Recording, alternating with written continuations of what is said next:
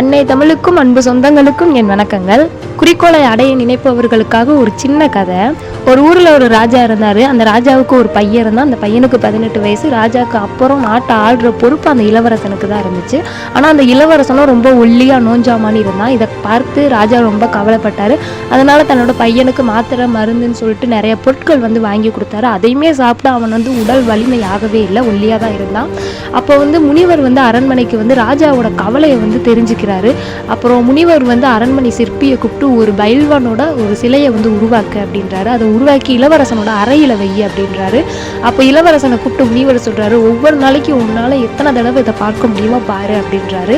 அப்போ இளவரசன் ஒவ்வொரு நாளைக்கும் ஒவ்வொரு முறை இல்லை, பல முறை அதை பார்த்துக்கிட்டே இருக்காரு. அப்போ அவருக்கு தோணுது, நம்மளும் இதே மாதிரி ஒரு பைல்வான் ஆகணும் அப்படின்றாரு. அதற்கான பயிற்சியும் முயற்சியும் எடுத்துக்கிட்டே இருக்காரு. ஒரு நாளைக்கு அதே மாதிரி பைல்வானும் ஆகிறாரு. இந்த கதையில என்ன தெரியுதுன்னு நினைச்சிங்களா? நமக்குன்னு ஒரு குறிக்கோள், ஒரு லட்சியம் இருந்தால் அதை நினச்சிக்கிட்டு மட்டும் இருக்க முடியாது. அதை நம்ம பயிற்சியும் எடுக்கணும், முயற்சியும் எடுக்கணும். வள்ளுவர் கூட தன்னோட குரலில் கூறியிருப்பாரு, எண்ணிய எண்ணியாங்கு எய்துவ எண்ணியார் திண்ணியராக பெறின்னு இருப்பாரு. நம்ம என்ன மனசில் ஆழமாக நினைக்கிறோமோ அதுவாகவே நம்ம ஆயிடுவோம் அப்படின்றாரு. விவேகானந்தர் கூட சொல்வார், நீ என்ன நினைக்கிறாயோ அதுவே நீ ஆகிறாய் என்று கூறுகிறாரு. அதனால் நம்ம என்ன நினைக்கிறோமோ அதை நினச்சி மட்டும் இருக்கக்கூடாது. அதுக்கான முயற்சியும் பயிற்சியும் நம்ம எடுத்துக்கிட்டே இருக்கணும். அப்போ தான் நம்மளோட குறிக்கோளில் நம்ம வெற்றி அடைய முடியும்.